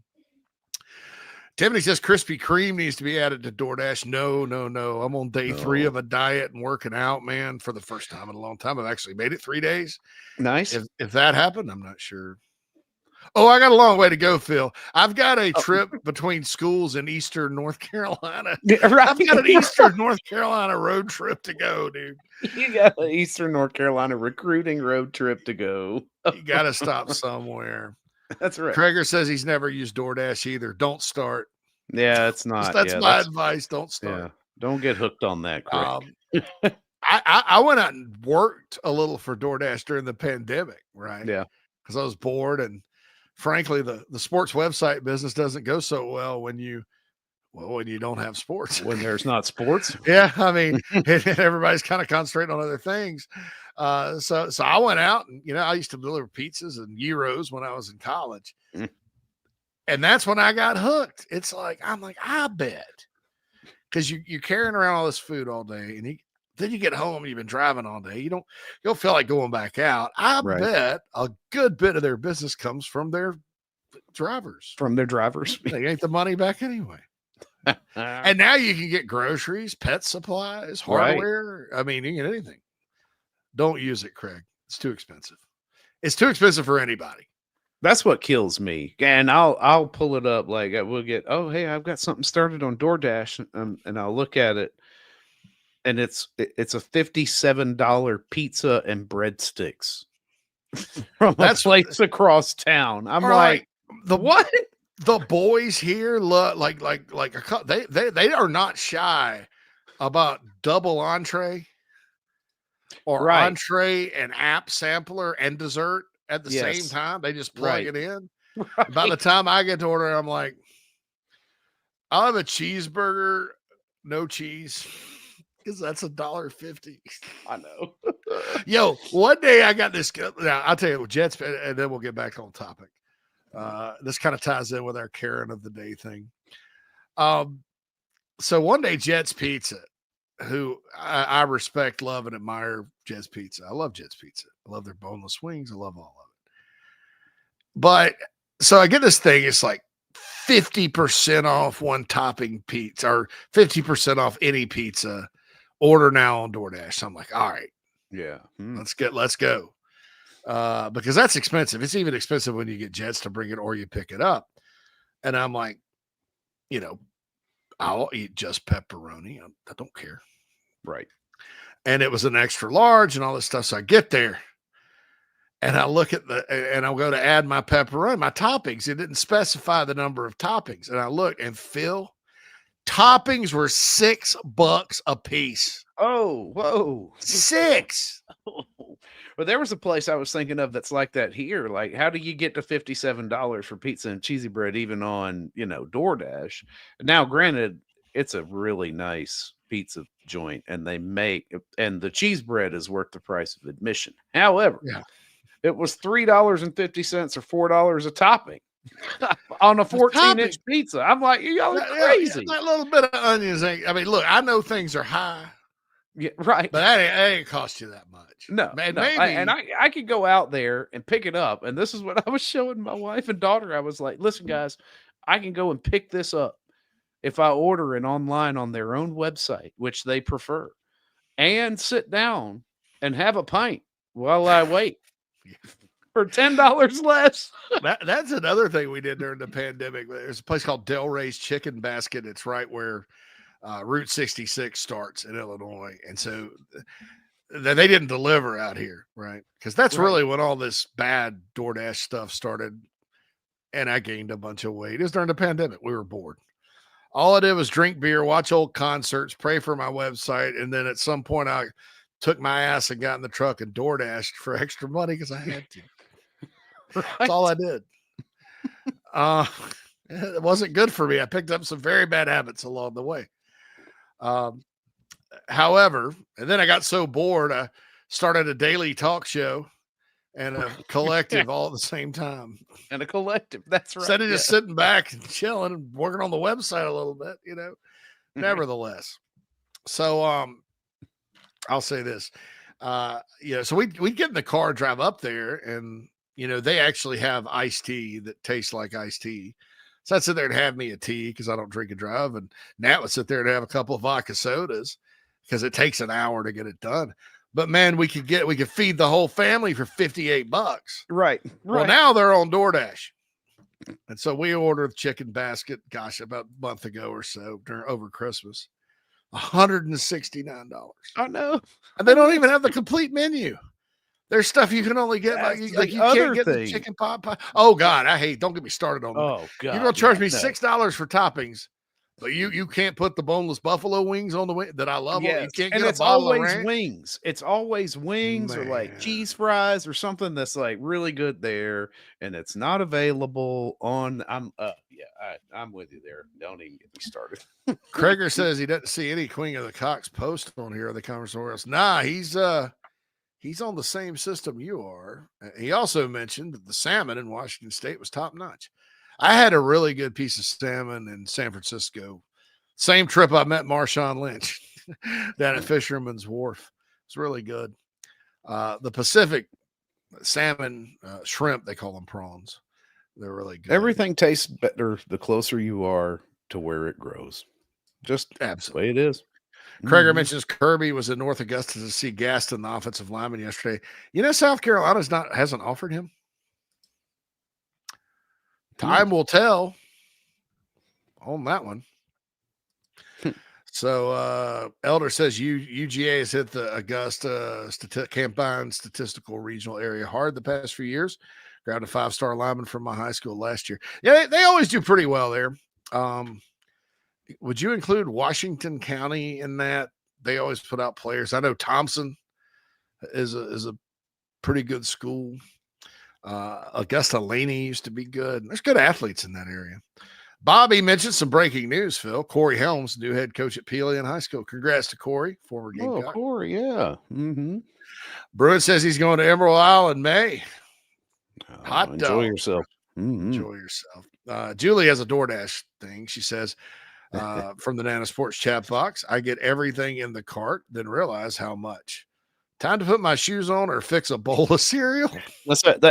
My family has quit asking me what I want on DoorDash so they can just slide by, because now every time I'm like, just call it in and I'll go pick it up. Just call it in and I'll go pick it up. I've started doing that. Yeah, dude. And thank God Chick-fil-A is not in my area anymore on DoorDash. So I have to, when I go to Columbia now, when I'm in Columbia and it's just me.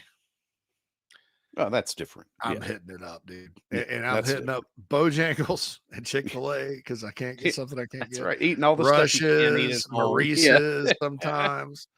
The barbecue. Oh, the cafeteria kills me. They're like, we're going to order S&S from DoorDash. I'm like, No, the hell why? you are. No, The hell you are. No, come on. Oh, you know, there's nothing like that up here.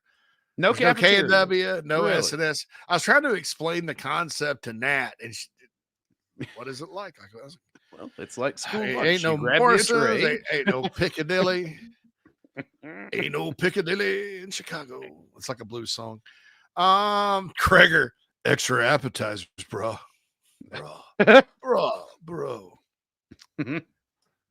Craig, did you find a way to block people on YouTube? Central Savannah River area, and yes, Washington and Thompson. Thank you, Llama.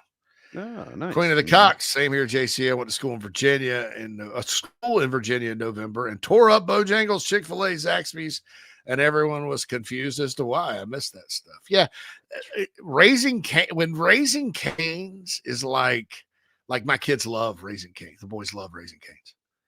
I'm like, these people are getting by on sauce and toast. Sauce and toast. Seriously. Zaxby's puts it to shame, in my opinion. Chick-fil-A kills it. If they had a Bojangles up here, nobody did anywhere else. I mean, if Popeyes hadn't come out with the chicken sandwich, which is very good, the spicy, I'd be in like a chicken. Was it isolate a no chicken zone, a BCZ, bad chicken zone. No bad chicken. Elder doesn't see Queen's Post either, and neither does Jacob. Wow. I don't know, man. That's a street. It's probably either StreamYard or y'all aren't on StreamYard. Either that, or maybe the Queen has different settings on YouTube, like to. Maybe you've been deplatformed because you have the Cox in your I bet that's what it is. The Gestapo at YouTube. That's right. The YouTube Gestapo. The bot, the AI bot's like, that's a cuss word. It means, whatever. That's right. Yeah. It's only in the description of the video in some form, 10 times. Yeah. Kreger's talking about Rush's changing the French fry recipe. Yeah. Moving to a crinkle cut style. That can either be good or bad because I love crinkle cut fries. If they end up being like Zaxby's, great.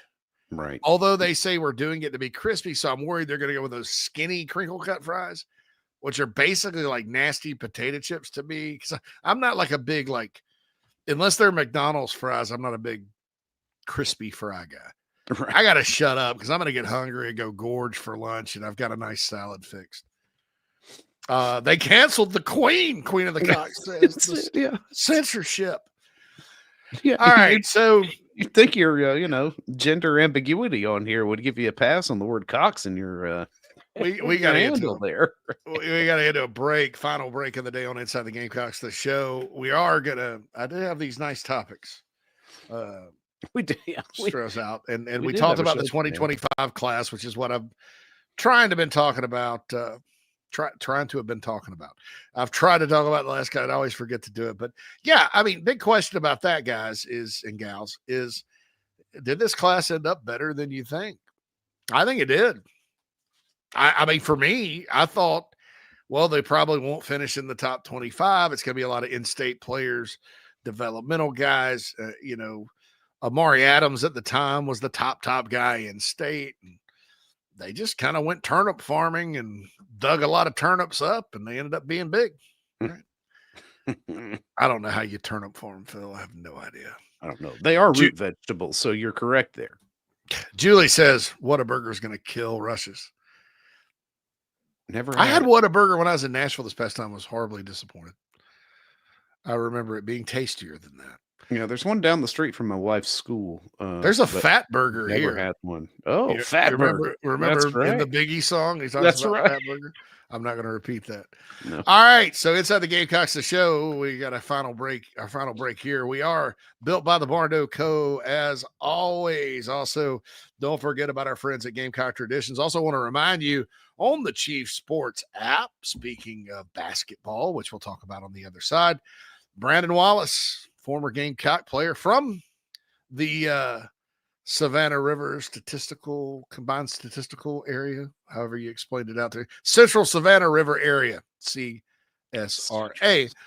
He is from Aiken, if I'm not mistaken. Brandon Wallace played during the Dave Odom era, had a cup of coffee with the Celtics. He is the guest of Steven and Pat on Tailgate Talks. You can get that on the Chief Sports app in podcast form, or you can have a subscription to Gamecocks Plus and see their smiling faces. Really excited about having those guys as part of our Chief Sports family here. That's Gamecock great Steven Garcia, Pat DeMarco, and their podcast, Tailgate Talks. So download that app, listen to it. We'll be back after these messages as Inside the Gamecocks, the show rolls on a hump day. There's nothing like Saturday in South Carolina. However you enjoy Gamecock football, Gamecock Traditions has a long-standing legacy of being a part of your game day. From tailgates to touchdowns, Gamecock Traditions has what you need and want with our beloved Block C logo. Get into Gamecock Traditions in Lexington or the Village at Sand Hill, or visit GamecockTraditions.com and have it shipped to your doorstep. We look forward to taking care of your family. Go Gamecocks. When you bundle home and auto, good things can happen. You get a local agent who can help you choose the right coverage for you at a price that's right for you. Call State Farm agent Tony Pope today. Nana's Porch presents a Southern staple delivered right to your doorstep. Nana's Porch locally crafted pimento cheese has been a hit for years at weddings, tailgates, and other events. Now you can order online and have it sent to your home.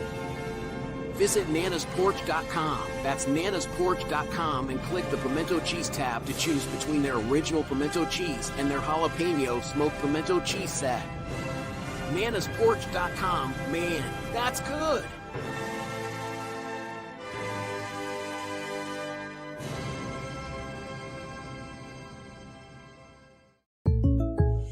When you bundle home and auto, good things can happen. You get a local agent who can help you choose the right coverage for you at a price that's right for you. Call State Farm agent Tony Pope today.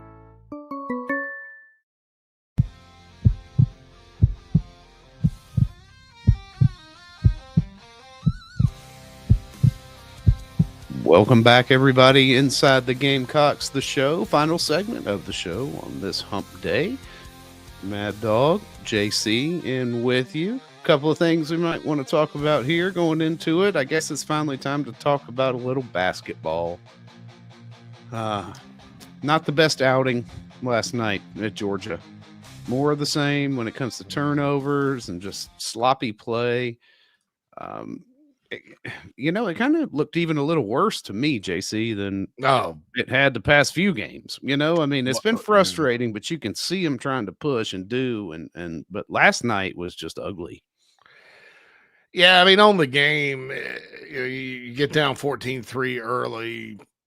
Georgia, I think they're talented. I think they're a better team than last year. Frankly, I'm a little more impressed with some of the other teams Carolina's played. Mm-hmm. I see a big difference between Mississippi State and Georgia as far as they're good. Yeah, they're good. All that good stuff. But I think that they're, they're 2-5, 3-5 now. Who knows? They may be a tournament team. They're in the hunt like everybody else. But even Oklahoma, Carolina was right there up until the second half and let it get away. But you come back, you're 18-16. Colin Murray-Boyle's just getting going. Jamari Thomas gives you a spark with a good play hard. Connie's playing well. Then for some reason, everybody decides to lose their brain and start throwing up shots, rushing things, driving into the lane and getting their stuff swatted. Turnovers. It was a grave of Dr. James Naismith moment. He's rolling over again. And then they never caught fire.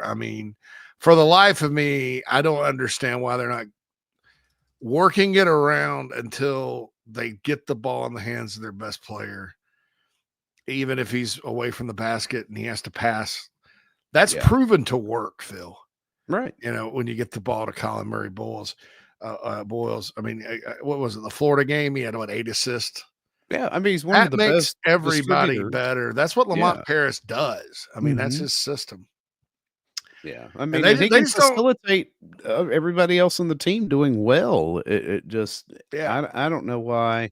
I guess they're trying to get Thomas back in a rhythm or whatever, but I just feel like, he still tries to do too much. Yeah. And Will said on the show this morning, on the morning show with JB, they were talking about it, and JB asked him, he was like, okay, you've been a a leader in the clubhouse on a team before. It was like, what do you do when you hit slumps like this? What do you look for? And he was like, sometimes you just, if you're one of those star players or whatever, you just got to throw the team on your back and ride and pull them through. And that's one thing we've yet to see, obviously, with, Colin Murray Boyles, although it's been a tall task in some of these games, but some of these closer ones, you just kind of want to run it through him and give him the opportunity to carry this team to a victory. In the close losses down the stretch, he disappears, but I don't know that it's his fault. I mean, there were a couple times yesterday that he was open and wanted the ball and did not get it.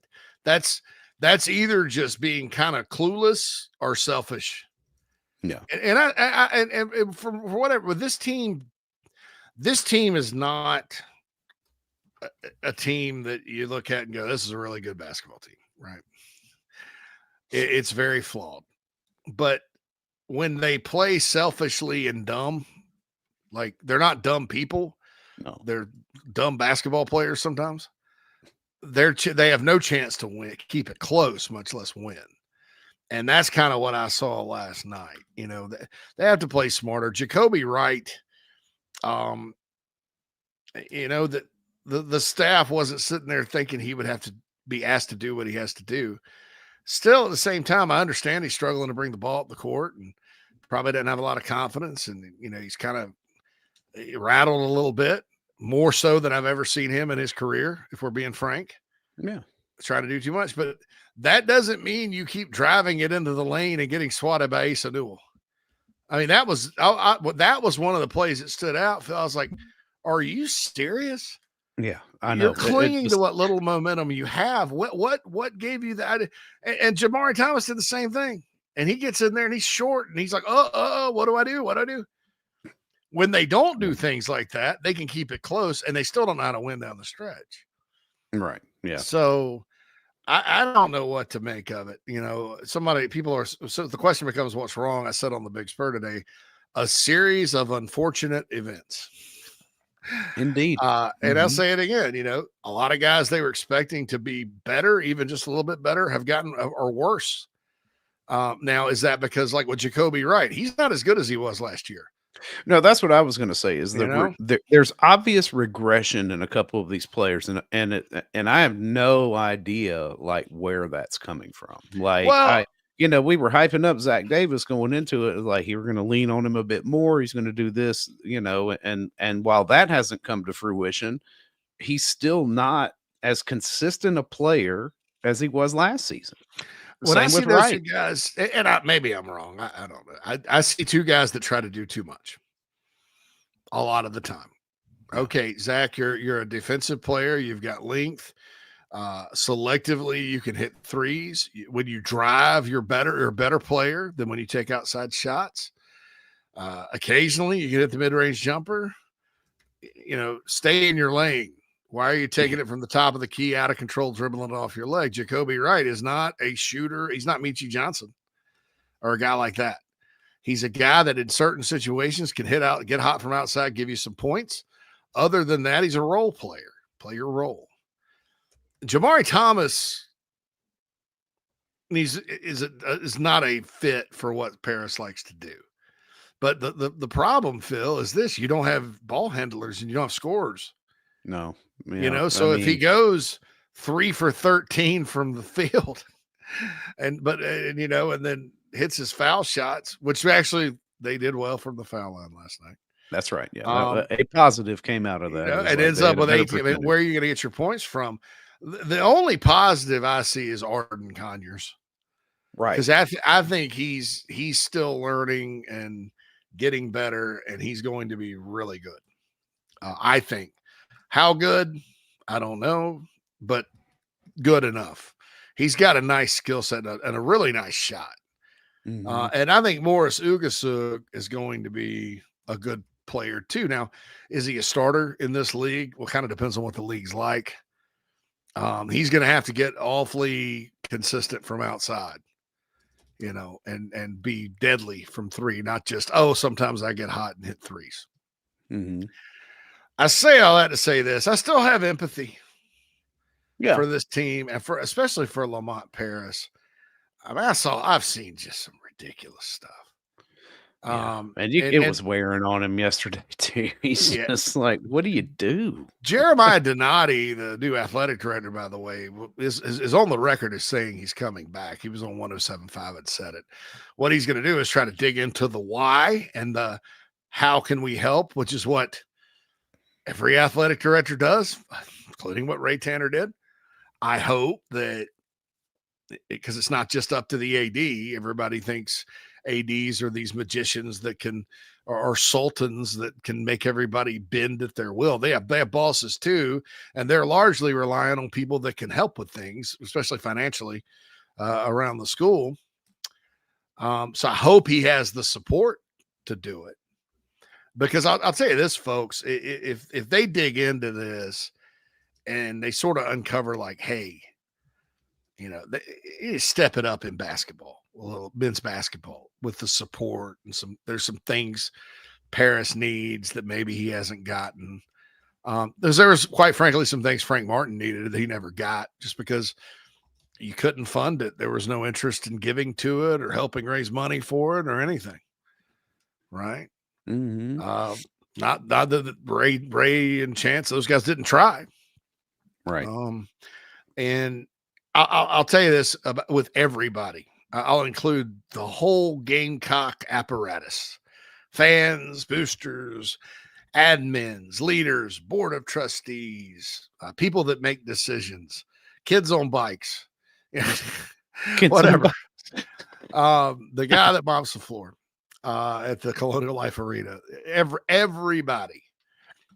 If there's not it takes the commitment these days before the success comes. Yeah. And I'm not just saying fans, I'm saying everyone. You got to commit to doing it. And it's not just a hire, right? Everybody talks about Auburn hiring Bruce Pearl. Great hire. Auburn was bad at basketball. Auburn also opened how expensive of an arena for the previous coach? Yeah. Before Bruce got there and invested in basketball. What do you see as, like, is there anything the basketball team lacks in facilities? I mean, is that not that I'm saying that's it? It's not facilities, in my opinion. I think it's and look, let me back up. Everybody, both programs really deserve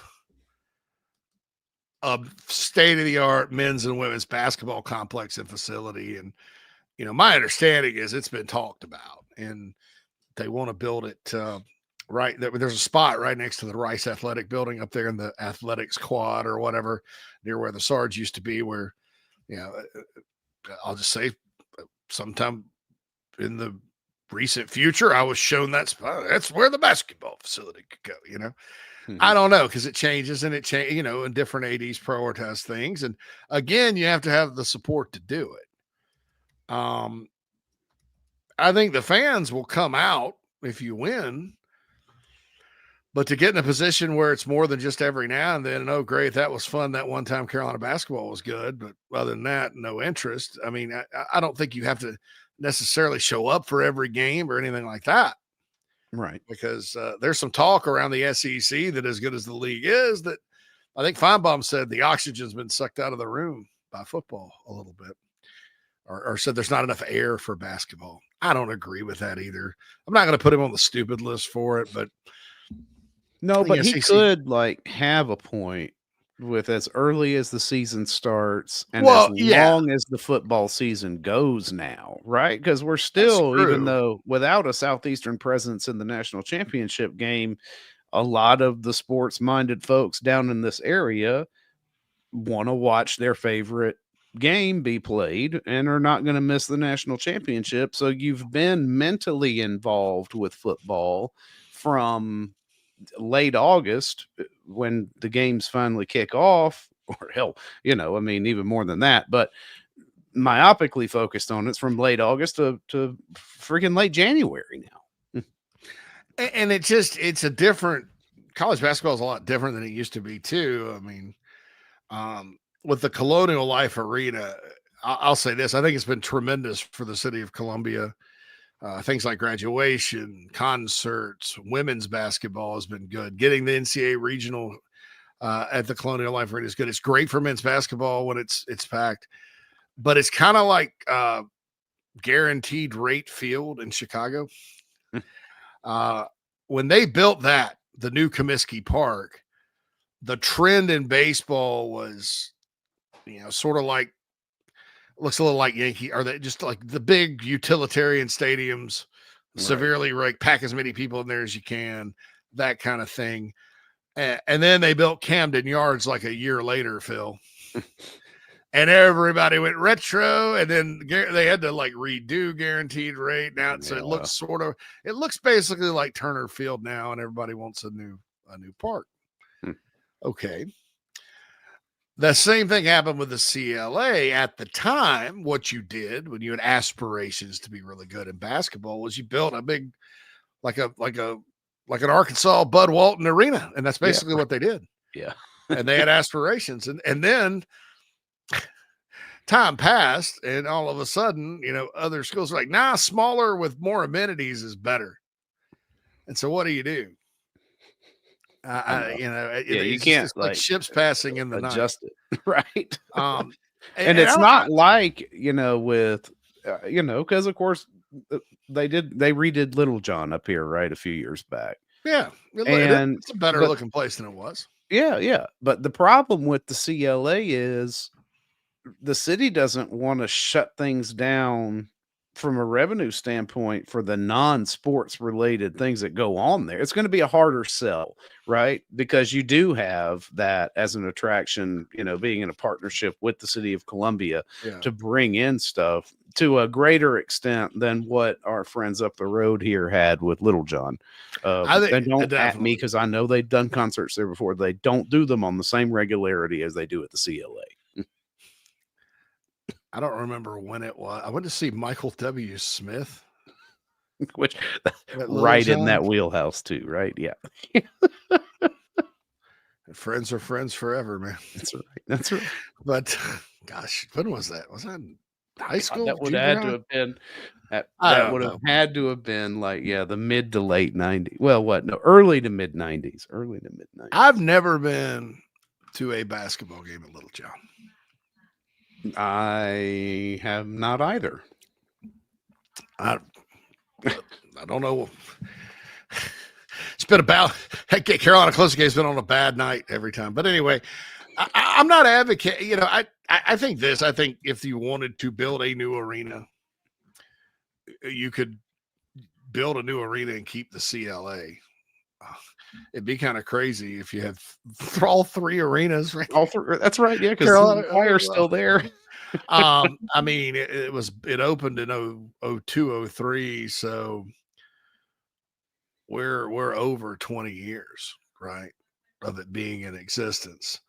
The Coliseum, I think we're going on about 23, 24 years of the Colonial Life Arena. I think the Coliseum only lasted 29. That opened in 69, 70, if I'm not mistaken. And the last year was 01, 02. So 32 years. Wonder if you could update that. Yeah, I'm sure people have thought about this. But. Well, they've already updated it. I mean, they've already made it into the practice facility. You can't even play a game in there now. Yeah, that's true. Because they didn't build a practice facility, which has been on the thing. So I don't know. All that stuff's great. What I think there just needs to be, the first thing needs to happen is a conversation about NIL fundraising, all that good stuff. Or do you have the financial firepower to get the players you want? Now, this doesn't mean Lamont Paris is going to go get 5-star ballers. I think he'll be able to find system fits and get them. I mean, there was one kid, I won't say his name, but he ended up at a Big Ten school that they were salivating over. Stretch 5 that was really good. Yeah. Couldn't compete. Whatever school. I'm not going to mention the school. But and you lose battles that way. But heck, the year before he put it together and had less NIL money. It still is a drop in the bucket compared to what everybody else is spending. And I'm not even talking about getting to Coach Cal level or Arkansas level or Kentucky, Phil. I mean, you got to get You got to get from 16th to 15th before you can Yeah. you can do that. But Right.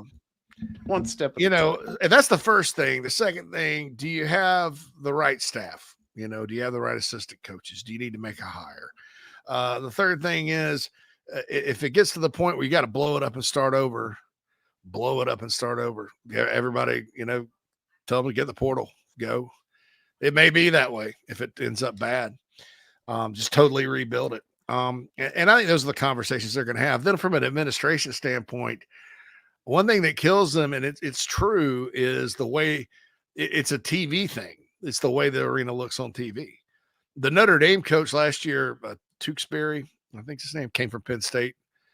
They played Carolina in the challenge, the ACC SEC challenge, and he told David Connors, he's like, "Man, I thought there weren't any damn people here."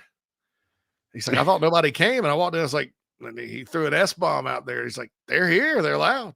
Yeah. When they show up, I mean, you know, and I was surprised that the reports of the 5,000 students coming back for the Florida game, you know, and was happy to hear that. Couldn't see it on TV, and that's where it doesn't translate. Not everybody goes to Mhm. the games to actually, oh, well, this is what it's about. And when you're talking about I talked about Clemson and their presentation on TV and on the morning show, and about how Gamecock fans should be happy because what Williams-Brice Stadium does to get the word out about the program. You turn on even a big game like Frank Martin would every year. They're on the bubble. They got Alabama or whoever in for the bubble, and those seats are the seats that are on TV are empty. Right. The arena is clearly loud because you can hear them, but it's like you can't see them. It's like there's ghosts in there. Like the piping and crowd noise, right? And you can't get upset with the fans because hell, they're getting 10,000 in there. Right. Yeah, they're there. The seats are empty. And I'm like, and so what do? Well, we can't make this person mad or that person mad. First and foremost, those seats are empty too often. You probably should, I don't know. You know, maybe you shouldn't. I don't think if you're just somebody that's going to come every now and then that you need just 2 seats. Well, just in case, you know, Peter shows up, we're going to save him a spot. Right. And we got 30 of them right on TV. So everybody gets the good idea that we have garnet and black seats in our arena. You're right. Yeah. Hey, where are those damn cardboard people from COVID? Can we not put those in the seats and just save the seats for them? You go in there. All right, we got to get your cardboard COVID person out of your seat, and an usher will come take it away. That's right. That's right. Auto or whatever the hell you call it. Yeah. Should we go with inflatables? I don't know. Oh, but remember those cardboard cutout fans? Because even some of those, where did those go? Let's get those and put them in the seats. Back. Right. So it looks good on TV. I mean, come on. Have them as placeholders for like the first, 8 minutes of game action, right? And then after you get in that under 4, let everybody from the top move down and move the cardboard out of the way. Yeah, I mean, come on. So, I mean, man, when they do these specials like that, they're like $8 tickets or $10 tickets, the upper decks are packed. Right. They're selling more hot dogs up there than they are in the lower level. Of course, I'm smart enough to know, and I've been in that arena enough to know there's not an upper level vending.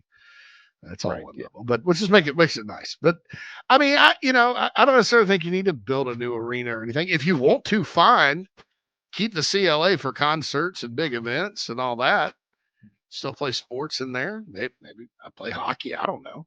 And build a smaller arena for Gamecock basketball. I don't know. Didn't get to the Mike Shula conversation today, but I'll say this. If you're out there with a hot take on Mike Shula, 2 things. Then we'll talk about it tomorrow. Number 1, please stop believing that he intentionally told Lenora Sellers to not run in the bowl game. That's up to Lenora Sellers. It's not a play call. Running or not running is not a play call. You don't call that and go 52 semi-ISO. Don't run. Whatever you do, don't run. That's right. Don't run. I think it was Sellers trying to overcorrect, and the layoff had a lot to do with that. And I think, quite frankly, he was surprised his pass blocking was as good as it was. Number two, please don't think that, or not please don't think, but according to Tony Morrell, and I know who he talked to, so I believe this completely. Shula basically, there's some things about Dowell Loggins' playbook and the offensive stuff that he'd like to tweak. There was no time to do that. He was calling out of somebody else's playbook. So if you're a chef, which many of these people are, like chefs that call plays, it's an art form, but you're trying to cook a meal with exclusively other people's recipes, then you can still have a good meal. Yeah. But you're going to have your better meal when you do your own recipes. But you got to sign up with the ingredients you got too. With that, I will close. I got to go find my. I'm gonna take a picture of my fat ass and make my cardboard cutout and mail it to the University of South Carolina, and I'm gonna be center court every game. Put me in row 8. I may need 2 right seats behind. if I don't get to the gym, Phil. I may That's need right. 2 seats before it's all too fat to cheer. My cardboard cutout's too fat. And if I don't get the, I'm gonna be one of those guys like with a damn cane that's all spread out. That's a walk. How old is he? He must be in his 70s. Now he's 51. Yeah, right. Maybe a peg leg. An eye patch. The damn thing just fell off because I was too fat. Turned black. Oh God, I got it. Good idea. But no, I think we need the cardboard cutouts from COVID back. Uh-huh. All right, Phil, get us out of here, brother. All right, this has been Inside the Gamecocks show. Listen, who's on tonight? Don't we have late night Gamecock show? Late night Gamecock show tonight. The walkthrough dropped yesterday. Yep, had the walkthrough yesterday.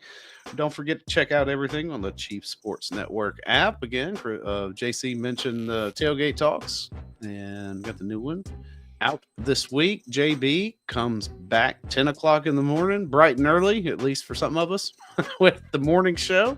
And we will see you all again tomorrow to talk about it all again.